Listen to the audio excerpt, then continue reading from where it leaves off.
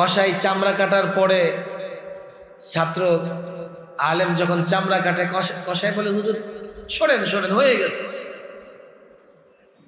নাকি? কি করবেন? কসাইয়ের হাতে জিম্মি, ঢাকার শহরে কসাই পাওয়া যায় না। কসাইকে আগে থেকে বলে নিবেন যে হুজুর যতক্ষণ ছুরি চালাবে তুমি ততক্ষণ ওয়েট করো, ঝামেলা করো না। এটা আমার কুরবানির বিষয়, কুরবানি বিশুদ্ধ হওয়ার বিষয়, সওয়াবের বিষয় আছে। তোমার হাতে গরু ছেড়ে দেব, তুমি যা খুশি তা করে ফেলবে, এটা বিষয়টা এমন না। কুরবানির ঠিক আগ মুহূর্তে মাত্র 5 দিন বাকি আছে, এরপরই কুরবানি। ইসলাহি মজলিস এবং কুরবানি এই দুটোর মধ্যে গভীর সম্পর্ক আছে।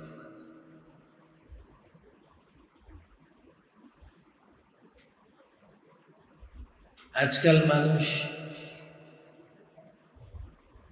ইসলাহি মাহফিলগুলোর গুরুত্ব বোঝে না।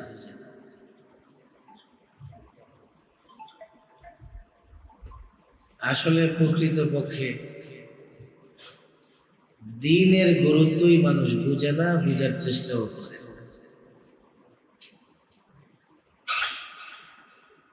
যেটুকু দ্বীন আমাদের মধ্যে আছে, নামাজ পড়া, রোজা রাখা, হজ করা, যাকাত দেয়া, সামান্য যেটুকু দ্বীনের আমল আমাদের মধ্যে আছে, আমরা বেশিরভাগই এর উপরে সন্তুষ্ট। আর দুনিয়া যেটুকু আছে এর উপরে মোটেও সন্তুষ্ট না। এই জন্যে দুনিয়া অর্জনের জন্যে যতটা চেষ্টা করা হয়, দ্বীন অর্জনের জন্যে ততটাই উদাসীন থাকা হয়। সামান্য দ্বীন নিয়ে সন্তুষ্ট থাকে, কিন্তু ব্যাপক দুনিয়া নিয়েও আমরা সন্তুষ্ট হতে পারি না। দ্বীনের যেটুকু আমরা মেনে চলি, এই যে আমরা এতটুকুতে সন্তুষ্ট হয়ে যাচ্ছি বা যথেষ্ট মনে করছি, আদৌ কি তা আমাদের জন্য যথেষ্ট কিনা এটা বুঝার জন্য ইসলাহি মাহফিলে আসতে হবে। ইসলাহ শব্দের অর্থ হচ্ছে সংশোধন করা,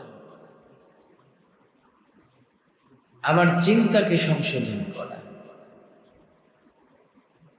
আমার আকীদাকে সংশোধন করা, আমার আমলকে সংশোধন করা।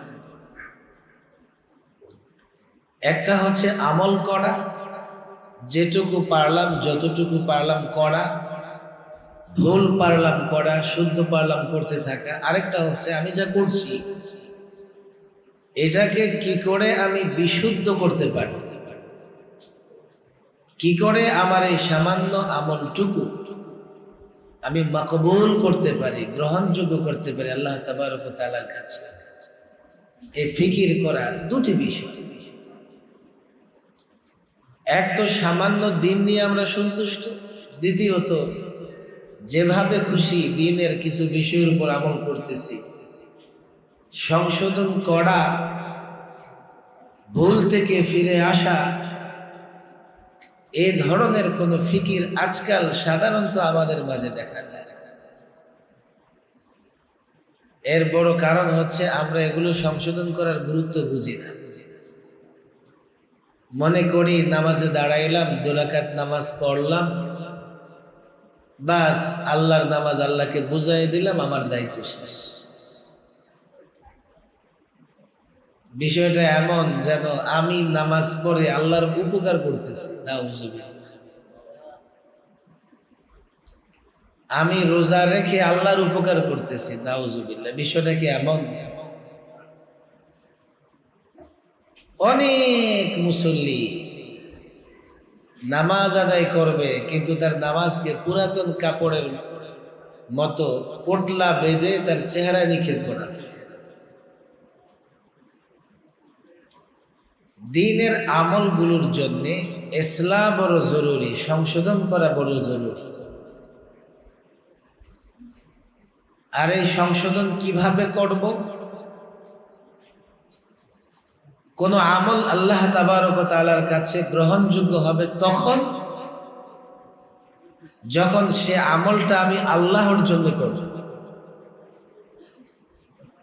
আমরা এটাকে বলি ইখলাস বা নিয়তকে পরিশুদ্ধ করা। আমার নামাজ, ইন্না সলাতি ওয়া নুসুকি ওয়া মাহইয়ায়া ওয়া মামাতি লিল্লাহি রাব্বিল আলামিন। আমার নামাজ, আমার কুরবানি, আমার জীবন, আমার মৃত্যু সব হবে রব্বুল আলামিনের জন্য।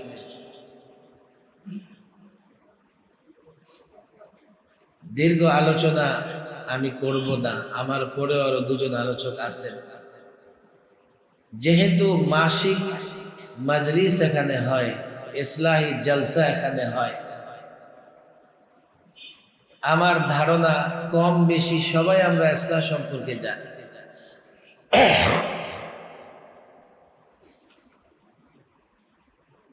আমি শুধুমাত্র যে বিষয়টা নিয়ে শুরু করেছি, কুরবানির জন্যেও ইসলাহ জরুরি, কুরবানির জন্যেও বিশুদ্ধ নিয়ত জরুরি।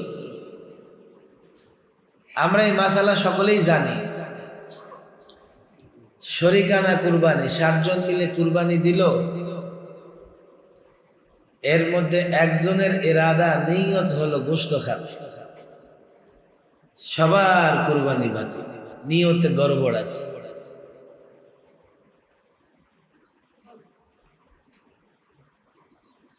কুরবানির আগে ইসলাহি মজলিস, এখানে আমরা অন্তত কুরবানি বিষয়ক ইসলাহ তো হতে পারি। কথা ঠিক না বেঠিক? অন্তত আমরা আজকের এই মজলিস থেকে এটা শিখে নিব যে আমার আপনার কুরবানি যাতে বিশুদ্ধ হয়।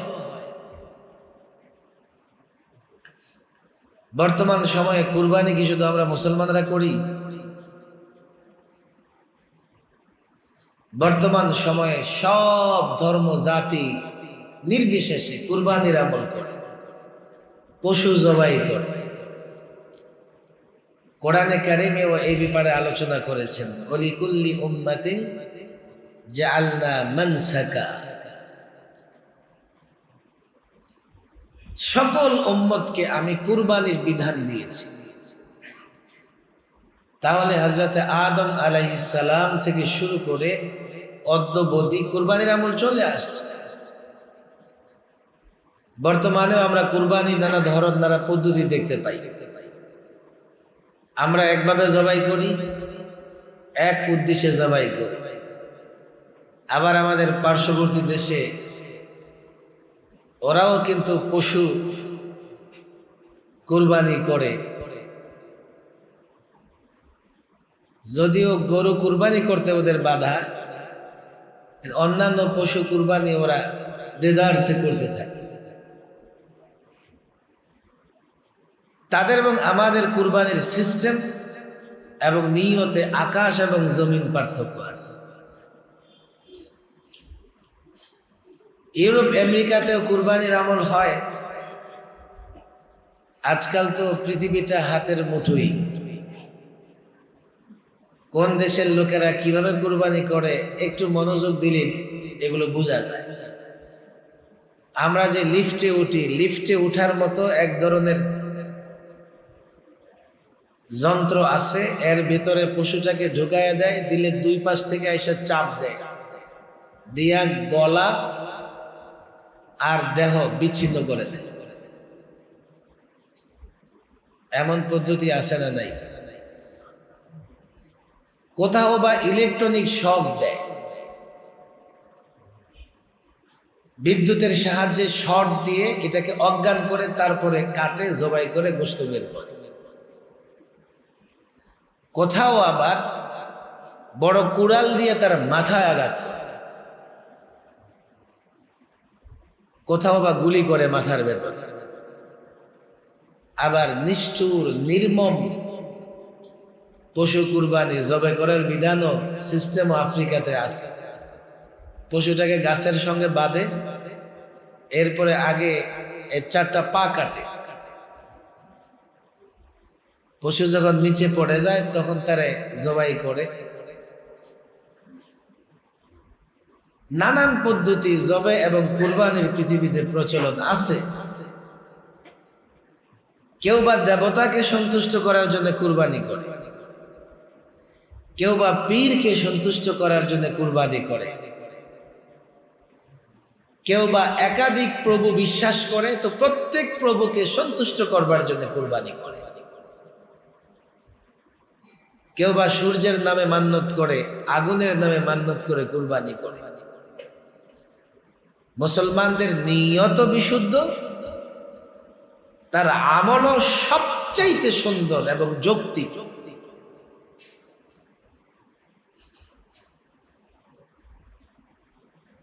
আজকাল যেহেতু আধুনিক যুগ, আধুনিক শিক্ষিতরা সব দৌড়ায় সায়েন্সের দিকে। তারা সায়েন্সকে যৌক্তিক মনে করে এবং সায়েন্সকে মনে করে এটাই মানা যাবে, মোল্লা মৌলবীদের কথা মানলে চলবে না, ওরা কিচ্ছু বুঝাচ্ছে। অথচ এই সায়েন্স এবং ইসলামকে তুলনা করে, কম্পেয়ার করে আজকে মুসলিম বিজ্ঞানীরা এটা স্পষ্ট করে দিয়েছেন, যেটা সুন্দর এটাই ইসলাম। যেখানে ইসলাম নাই সেখানে সৌন্দর্য নাই। কুরবানি উপলক্ষে এই বিষয়টা বোঝা আমাদের জন্য আরো সহজ হয়ে গেছে। শেষের দিকে আমি এই বিষয়টা নিয়ে আলোচনা করব। আমি শুরু করছিলাম প্রত্যেক উম্মতি তো কুরবানি দেয়, কুরবানির বিধান ছিল। এর শুরুটা হয়েছে হযরত আদম আলাইহিস সালামের 2 সন্তানের ঘটনার মাধ্যমে, আমরা কোরআনে কিন্তু দেখেছি।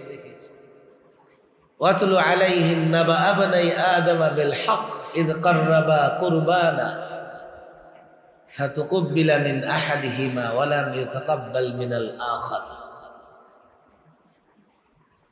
ক্বালা লাআকতুলান্নাক ক্বালা ইন্নামা ইয়াতাকাব্বালুল্লাহু মিনাল মুত্তাকিন। ঘটনা বর্ণনা করলে রাত শেষ হয়ে যাবে, আমি মূল জায়গাটাকে টাচ করতে চাই। হাবিল এবং কাবিলের কুরবানি থেকে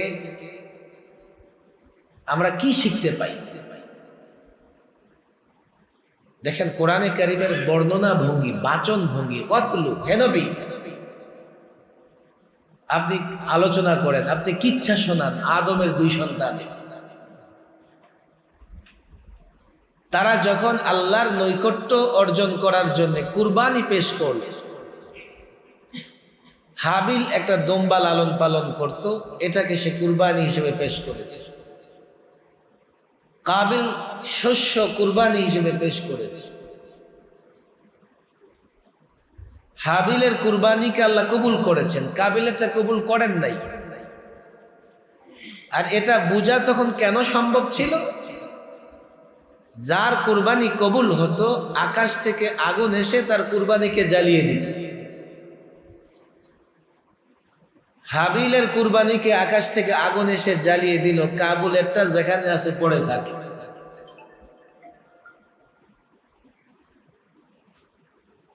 এখানে 2টা পার্টিশন করেন, আপনারা 2টা ভাগ করেন। এবং কি কারণে হাবিলের কুরবানি কবুল হলো, কেন কাবিলেরটা কবুল হলো না, প্রশ্ন সামনে রাখেন। উভয়ের ক্যারেক্টার, উভয়ের বৈশিষ্ট্য, এগুলো সামনে রাখেন। তাহলে শুধুমাত্র কোরআনের এই আয়াত বুঝে আসবে এমন নয়, আপনার আমার কুরবানিও বিশুদ্ধ হবে এবং এই শিক্ষা যতদিন চালু থাকবে ততদিন সবার কুরবানি বিশুদ্ধ হবে। মুফাসসিরিনে কিরাম উভয়ের কুরবানির মধ্যে পার্থক্য এবং একটা কবুল হওয়া আর একটা না হওয়ার ব্যাখ্যা বিশ্লেষণ তাফসীরের কিতাবগুলোতে দাঁড় করিয়েছে। হাবিলের মধ্যে যে বৈশিষ্ট্য ছিল, এক সিদক, হাবিল ছিল সত্যবাদী, ন্যায়ের পক্ষে, ন্যায়ের উপরে। দুই, হাবিলের ভেতরে তাকওয়া ছিল। তাকওয়ার একটা প্রকার হচ্ছে ইখলাস বা বিশুদ্ধ নিয়ত। আবার তাকওয়া বলতে আল্লাহ ভীতি, আল্লাহকে ভয় করা। হাবিলের ভেতরে এক ছিল সিদক, সে তার অবস্থানে সত্যবাদী ছিল এবং তার ভেতরে তাকওয়া এবং ইখলাস ছিল। কিভাবে হাবিল সত্যের উপরে, ন্যায়ের উপরে ছিল? হযরত আদম আলাইহিস সালামের সন্তানদের মধ্যে যে বিবাহের নীতি ছিল, হাওয়া ওনার ঘরে যমজ সন্তান হতো, একজন ছেলে একজন মেয়ে। আগের ঘরের ছেলে পরের ঘরের মেয়ে, আগের ঘরের মেয়ে পরের ঘরের ছেলে। এইভাবে বিবাহ বন্ধন আবদ্ধ হওয়ার একটা সিস্টেম ছিল।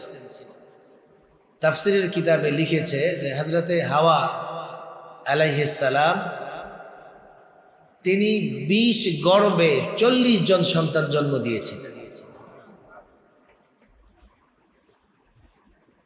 এইভাবে ওনার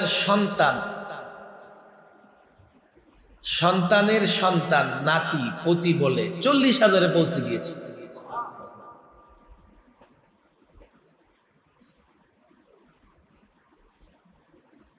আল্লাহর যে বিধান ছিল যে আগের ঘরের ছেলে পরের ঘরের মেয়ে, পরের ঘর মানে পরের গর্বের মেয়ে, এই বিধানে হাবিল সন্তুষ্ট। তাহলে হাবিলের অবস্থানটা সিদক, সত্যের উপরে, ন্যায়ের উপরে ছিল কিনা?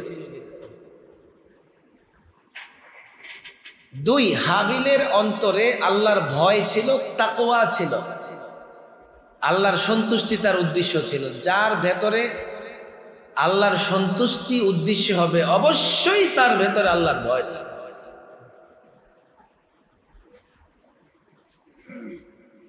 কিভাবে আল্লাহর ভয় তার ভেতরে ছিল?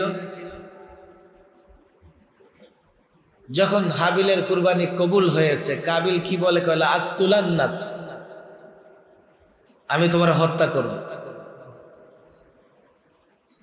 শেষ পর্যন্ত হত্যা করেছে। হাবিলের পক্ষ থেকে কোনো ধরনের কোনো কাবিলকে আঘাত করার ইচ্ছাও ছিল না। ধারাবাহিক আলোচনায় এখানে আছে, আমি লম্বা আলোচনা করলে আলোচনা শেষ করতে পারবো না, সংক্ষিপ্ত বলছি।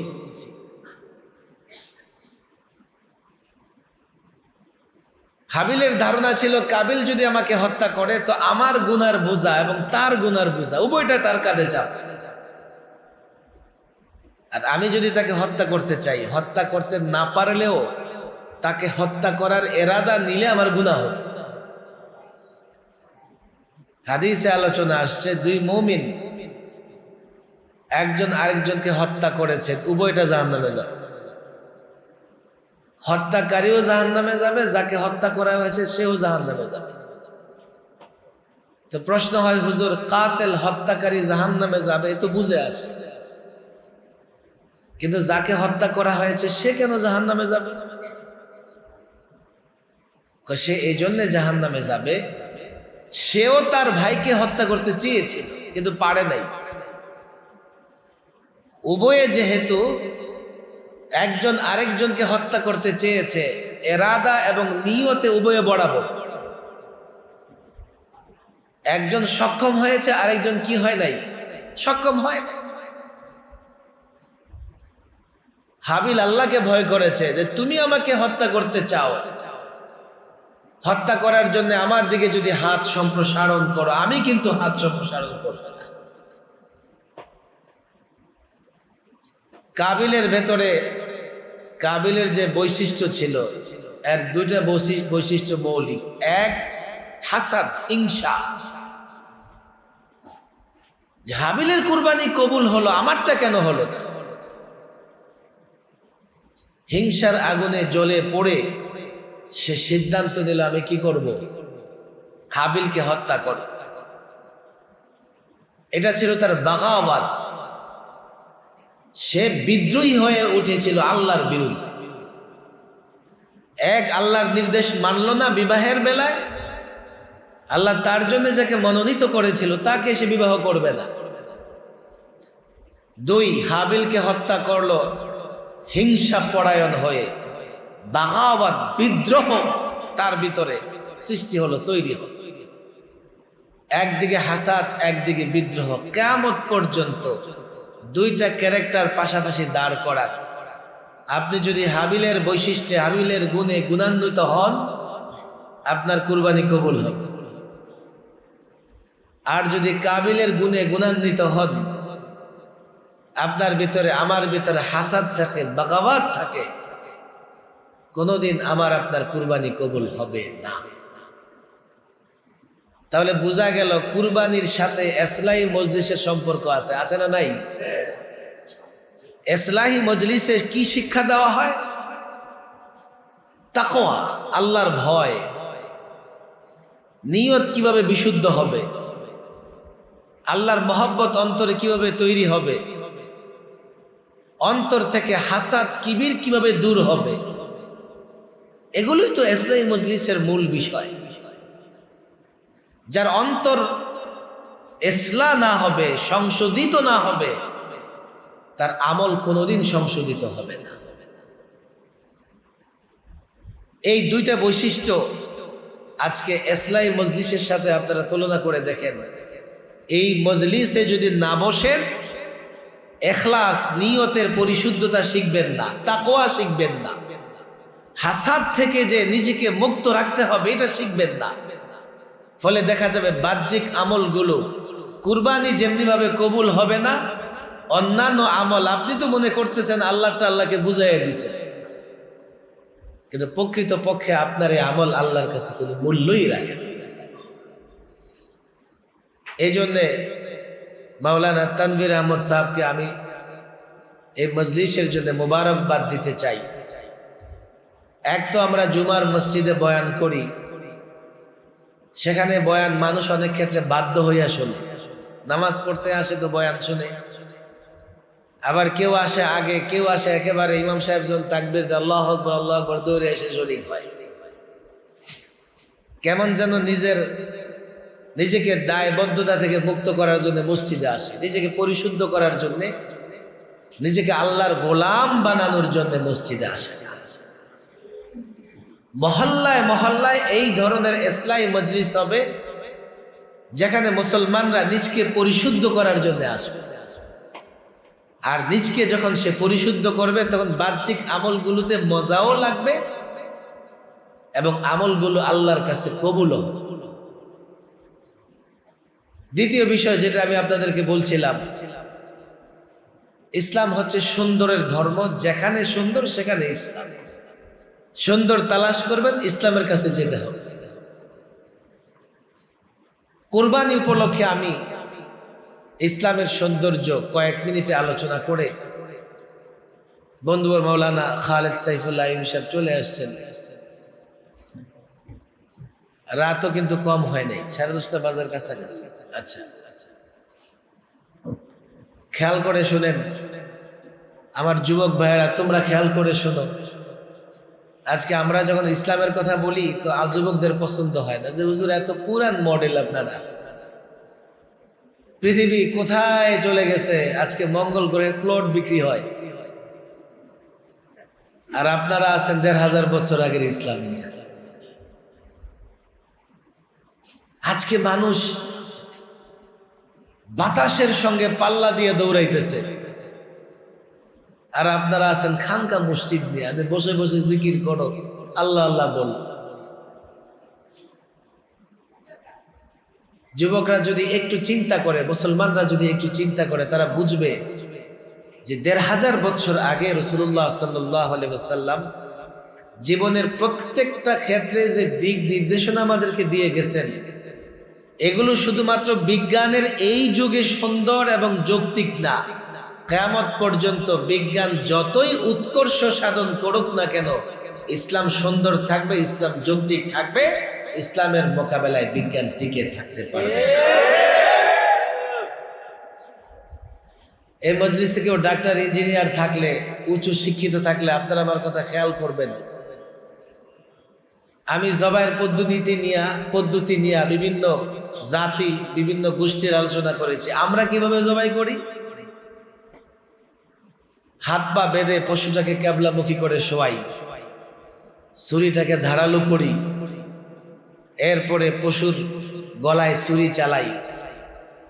শরীয়তের মাসআলা হচ্ছে 4টা রগ, খাদ্যনালী, শ্বাসনালী এবং শ্বাসনালীর 2 পাশে 2টা রগ আছে।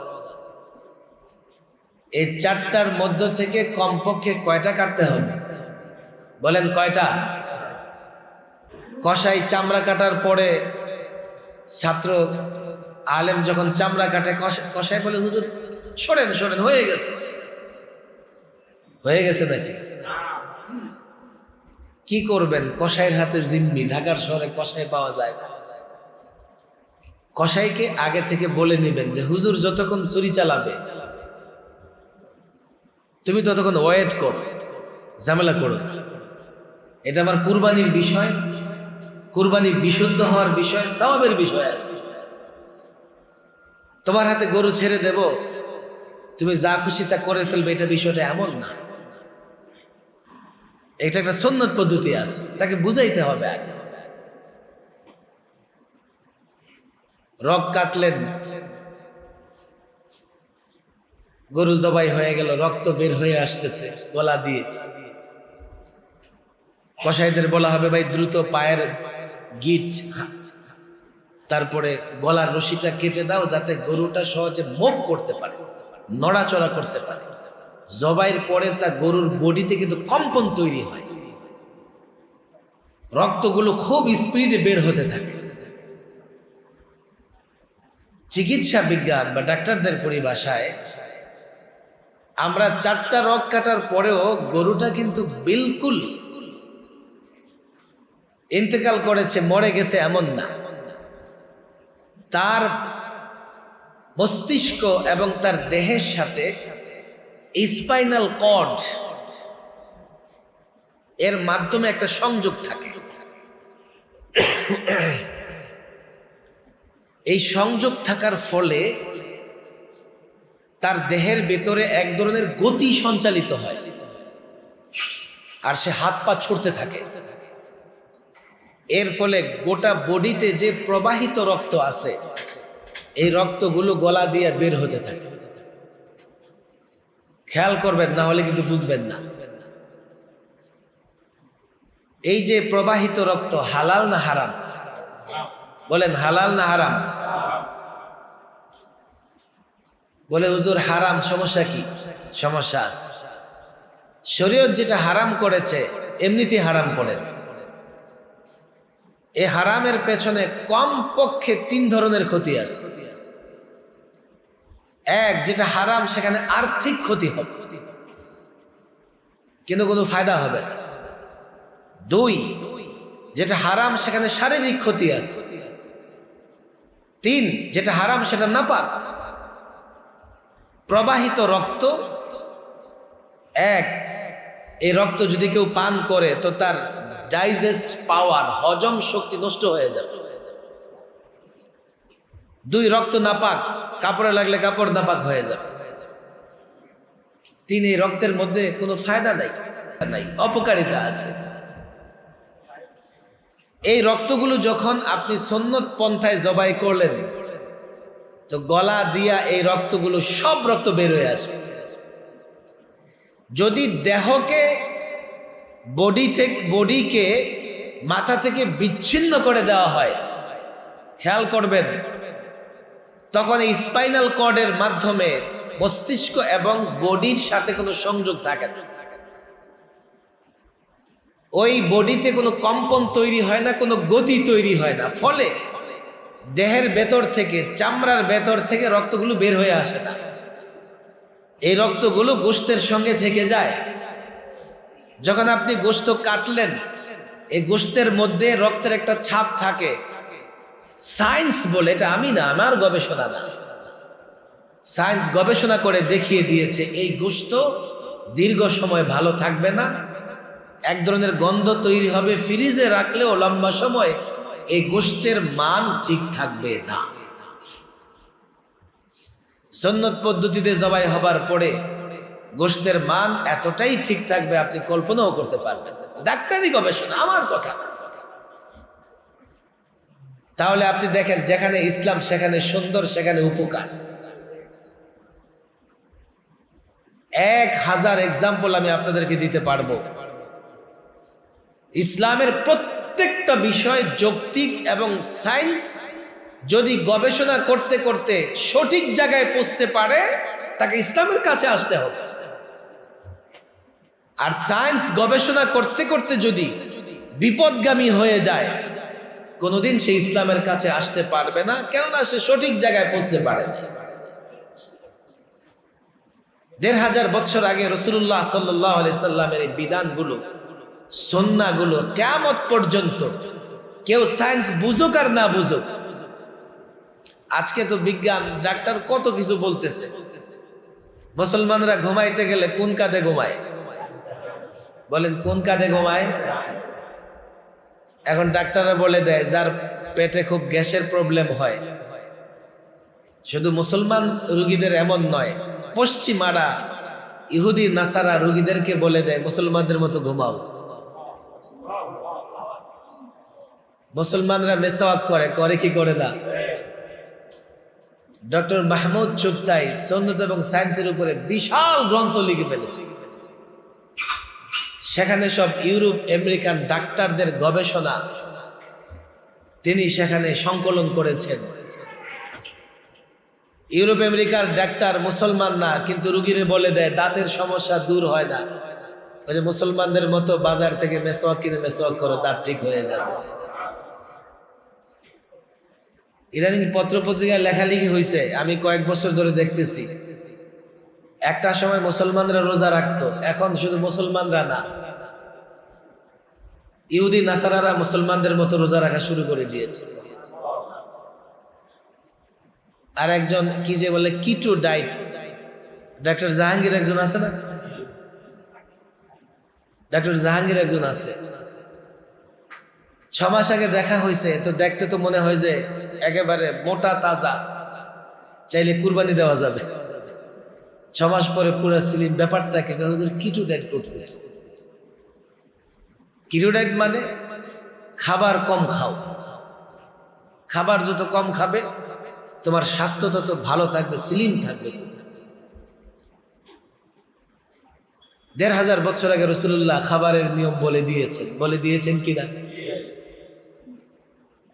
রমজান মাসে যখন রোজা রাখে, আল্লাহু আকবার, বিজ্ঞান এবং বর্তমান ইউরোপ আমেরিকান ডাক্তাররা রমাদানের রোজা নিয়ে এই পরিমাণে গবেষণা করেছেন।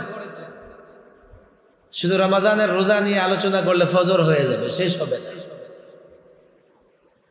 সারা বছর আমরা খাইতে থাকি, আর আমাদের পেটের নিচু ভাগে ময়লা আবর্জনা জমা হতে থাকে।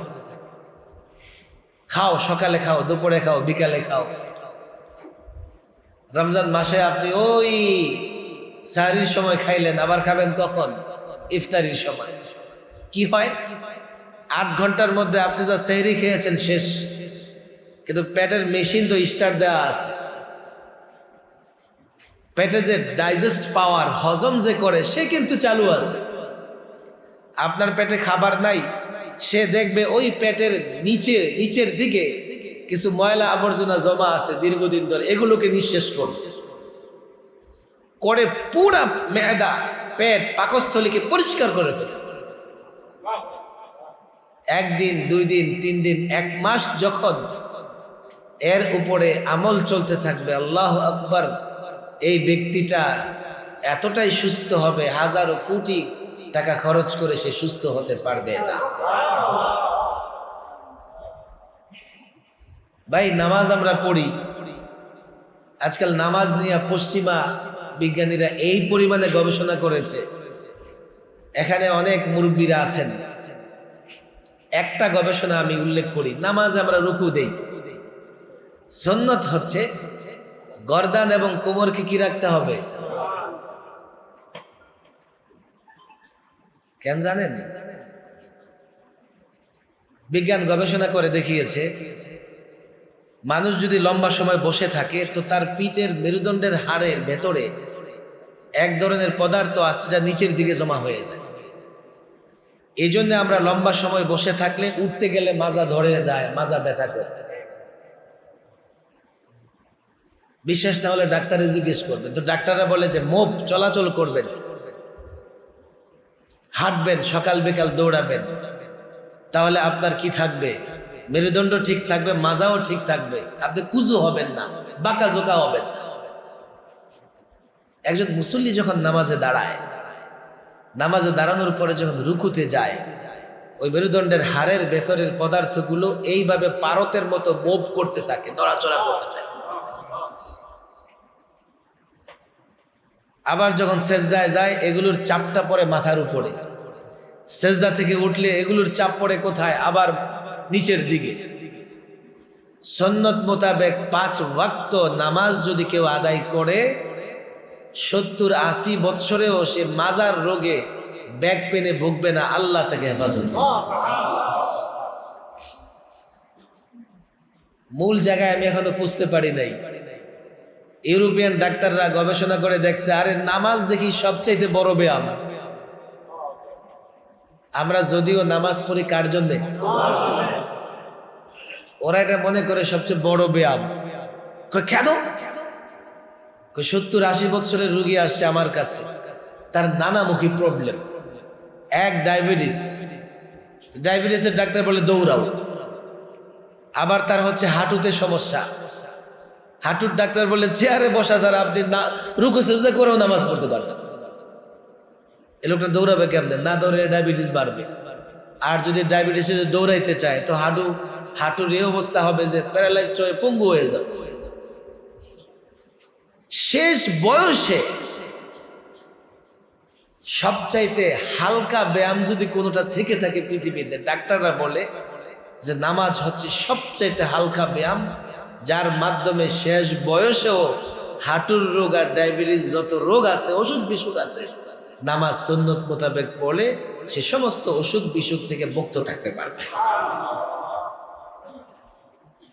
সায়েন্স আমাদের উদ্দেশ্য না, আমরা কার সন্তুষ্টি চাই? এই যুবক, এ মুসলমানরা, আমরা ইসলামের কথা বলি। যেটাই তুমি দেখো ইসলাম যদি সেটা কোরআন সুন্নাহ দ্বারা প্রমাণিত হয়, মনে রেখো এটা সুন্দর, এটা তোমার আমার জন্য উপকারী। এটা ভুল বুঝো না। অনেক সময় আমাদেরকে মানুষ ভুল বুঝে। আমরা যখন কোনো কথা বলি আমাদের কথা মানতে চায় না, যে হুজুর কি বলেন আপনারা এগুলো। দেখো, আমরা তোমাদের উপকারের জন্য, তোমাদের কল্যাণের জন্য। একটু চিন্তা করে দেখো আমাদের কথাগুলোর মধ্যে মুসলমানদের জন্য কল্যাণ আর কল্যাণ, দুনিয়াতেও কল্যাণ, পরকালেও কল্যাণ, দুনিয়াতেও সুখ, পরকালেও সুখ। এই জন্য আমার অনুরোধ থাকবে যে ইসলামী মজলিস চলবে, এবং এখানে যারা এই মহল্লার যারা আপনারা আসছেন, নিজেরা আসবেন, আরো লোকজন নিয়ে আসবেন। রাজি আছেন তো? ইনশাআল্লাহ আসলে ফায়দা হবে কি হবে না? নিজের ভিতরটা যদি সংশোধিত না হয়, দেখেন কথা তো অনেক লম্বা হয়ে যায়। অনেক মানুষ আছে এমন, আমরা তারে বলি এটা তো মানুষ না, এটা একটা জানোয়ার। জানোয়ার মানে কি তার লেজ আছে, পোকামাকড় খায়? জানোয়ার কেমনে? তার চরিত্র জানোয়ারের চরিত্রের, চেহারা অবয়ব যদিও মানুষের মতো, তার ব্যবহার জানোয়ারের মতো। আর এই ব্যবহারটা তৈরি হয়েছে তার ভেতরে কিছু মরজ আছে, রোগ আছে। এই রোগগুলার যদি ট্রিটমেন্ট না করা হয়, তার যতই প্যান্ট শার্ট পরানো হোক, শর্ট কোট পরানো হোক, কিংবা টুপি পাঞ্জাবি পরানো হোক, তার দ্বারা যে পশুত্বের আচরণ প্রকাশ পাবে, এটা কোনোদিন বন্ধ করা যাবে না। তাহলে অন্তরকে পরিশুদ্ধ করা হচ্ছে ইসলামী মজলিসের কাজ। আর ইসলামী মজলিস থেকে আমরা যখন অন্তর পরিশুদ্ধ করব, আমাদের বাহ্যিক আমলগুলো ধীরে ধীরে পরিশুদ্ধ হয়ে যাবে। কুরবানি আসতেছে, আমরা কুরবানিকে সঠিকভাবে আদায় করার চেষ্টা করব। আল্লাহ তাবারক ওয়া তাআলা আমাদেরকে তৌফিক দান করুন। খালেদ সাইফুল্লাহ আইয়ুবী সাহেব উনি আসবেন, আলোচনা করবেন, আমরা তার আলোচনা শুনবো। আল্লাহ তাবারক ওয়া তাআলা ওনার এবং ওনার পরবর্তী আমাদের